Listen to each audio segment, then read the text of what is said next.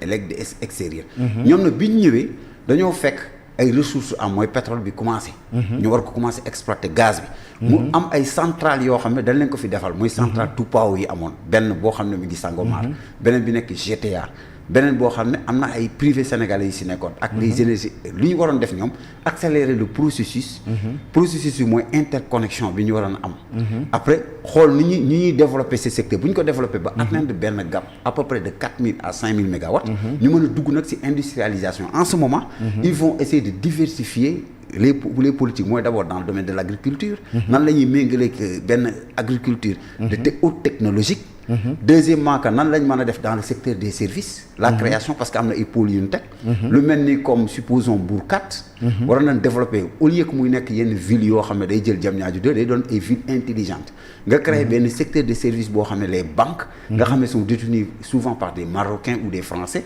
na ngay def ba secteur yooyu na ngay créer benn espace c'est que foofu la ñu waroon dem ci processus yi et deuxièmement dans l'économie verte nga xam ne réduction yi gaz effet de serre yi di la def dina la mën a permettre que dugg ci fonds vert yi ba mën a atteindre objectif de 40% pour mën ci jël en ce moment d'ici 2 à 4 ans yow di nga ubbi benn voie boo demee nag di laaj réew mi dina am ay résultats yoo teg mais ñoom au lieu de se préoccuper sur ça ils se préoccupent de li ñu mën a demee élection en 2029 moo tax benn boroom xam-xam ne un homme d'État dëgg lu muy xool mooy ses réalisations futures qui le portent au pouvoir mais un homme de détail il voit toujours ses futures joutes électorales moo tax il se réclame toujours je suis candidat moo tax nous avons en face de nous des hommes d'État au contraire que des hommes d'État c'est pour cela que le régime de et c'est des théoriciens moo tax ñu ne le populisme le problème du populisme c'est une fois arrivé au pouvoir parce que fallait seen pouvoir di yam mais tey Djibril configuration bi am fii tey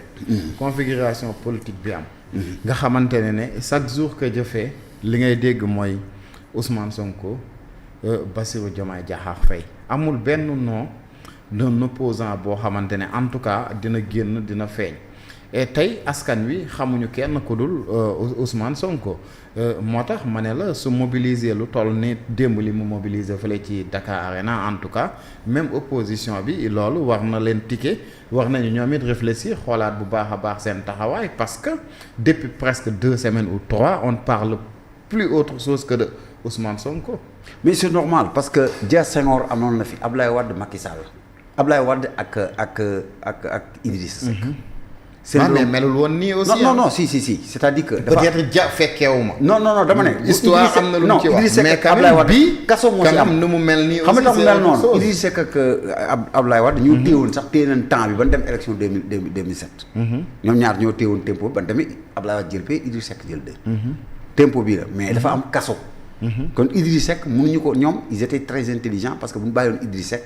foofu la jëm day jëli mbooloo parce que moom Thiès. li Idrissa Seck doon mobiliser Thiès. c'était du moom laa la wax mobilisation yàgg na ci politicien. waaw mais pas comme bii non Idrissa Seck parce que mobilisation yu ñu daan gis dañu ay kaar njaga njaay jóge fu nekk ñëw mais lii c'est le Pastef nga xamante ne nit ñi ñooy ñëwal seen bopp. déedéet bokkul non ba pare du ñu jël ay njaga njaay déedéet loolu ay wax la amul ay joxe xaalis. non gëmuma loolu je ne crois pas à ça man Golf Sud laa dëkk le maire Khadija Maïda ay kaaram mi ngi woon ak bu dem militant bi lu mu leen yóbbu c'est pas vrai les gens ils sont entrés Pastef c'est-à-dire que dañ toll fenn foo xam ne du ko si net bi rek nga def ay enquête ay yooyu am na nit ñoo xam ne am ñu doole jooju jam ñaar dafa sori yàlla terre ak yooyu am na si ñoo xam ne boo xoolee du ñëpp mën a yóbbu seen bopp ñoom seen bopp congrès lañ wax Golf dina wane boppam si mobilisation ak yooyu mobilisation congrès duñ si xayma parti parce que tey bu la neexee ku mu nekk boo amee mun nga jox sa gars yi si suuf te kenn du ko yëg maintenant problème bi mooy l'électorat est-ce que il est toujours intact il est toujours intact loolu baromètre bi après élection lañ koy wax c'est normal ñoom ñaar ñu nekk sur la toile parce que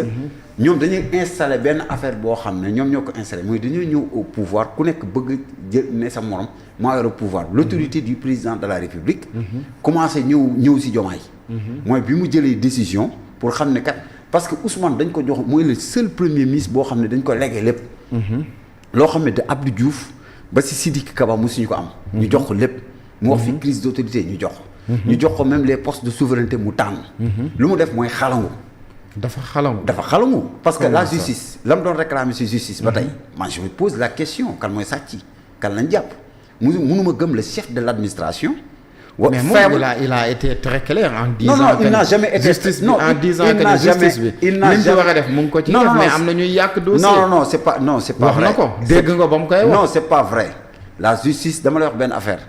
temps justice ak temps politique bokkul. dafa am ay lois ak ay règlements yu régissent ce pays. moom li mu gëm dafa yaakaar ne mi ngi régime monarque yi nekkoon foofu loolu la gëm mooy da nga naan jàppal ma Djibi mu jàpp ko.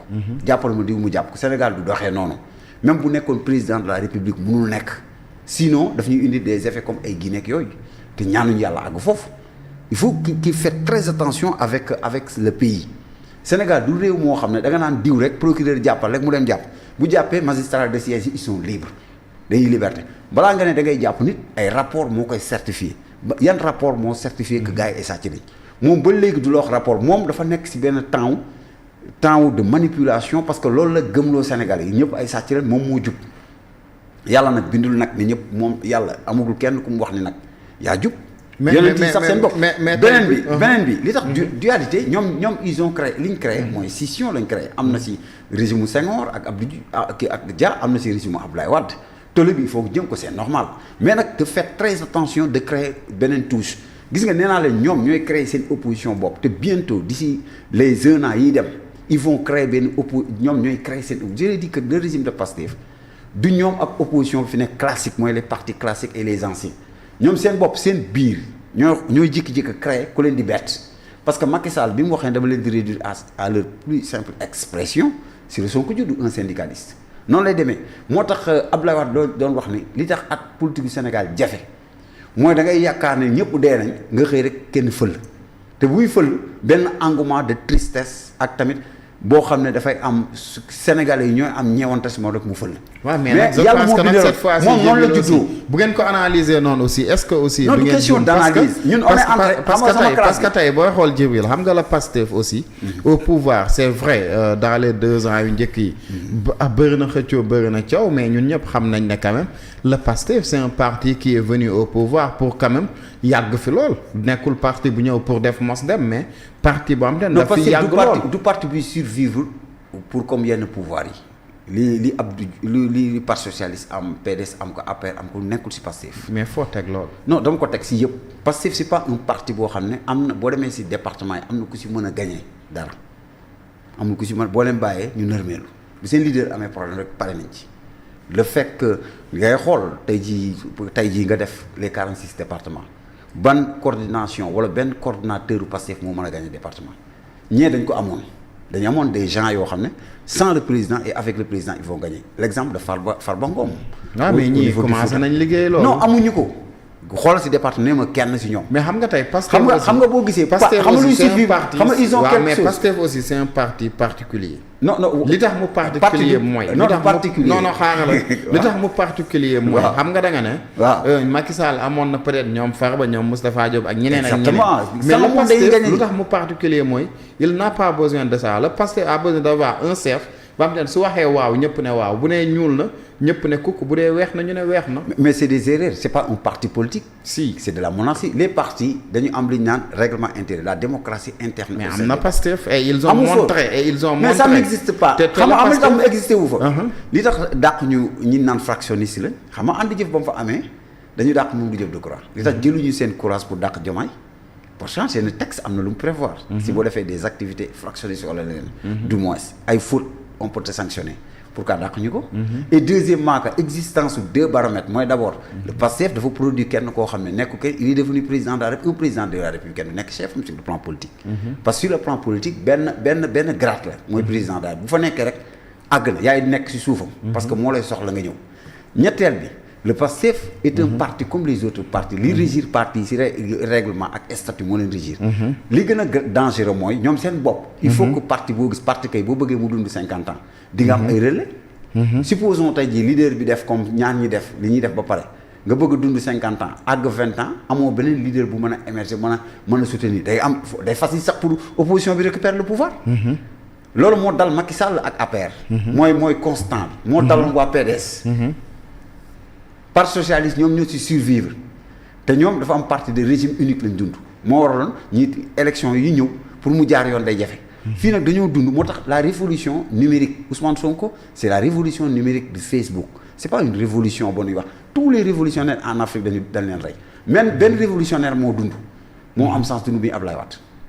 Et Ousmane du révolutionnaire. Non, c'est la révolution numérique. Non, mais weesu na numérique. Non, c'est la révolution numérique. Tu le sais. Non, mais non, Ousmane weesu na numérique. ñoom Ablaye Wade liñ dund. waaw mais Ousmane weesu na numérique parce que Ousmane ko dund. non Ousmane fu mu jaar ba yegg si fi. non dafa yomb. non dafa yomb léegi. léegi loolu ñi fa doon jéem a jaar ñëpp dañoo sànq. déedéet bokkuñu de. non Djibril. non Ousmane Sonko dafa am benn sens mooy d'abord numérique si année 2000 la ba ñëwee 2012 ñëw ba 2014 affaire yi explosé. soxlaatul ngay dem moo tax ñu ne dans le terme communicationnel. mais c'est quelqu'un qui est présent sur le terrain. mais base Pastef yëpp ci numérique la. waaw mais c'est quelqu'un aussi qui est présent sur le terrain. non ñaata tournée day en dehors des campagnes. xam nga tey non dama ne la en dehors des campagnes électorales. actuellement xam nga tey man le changement xam nga moo ko dana ce que j'attendais sur vous. les non xam nga man dama ne non yaa dugg ci détail boobu. waaw non dama ciy ñëw mais tey ñun. xam nga dama ciy ñëw mais dama ne tey man ce que j'attendais sur de vous. waaw.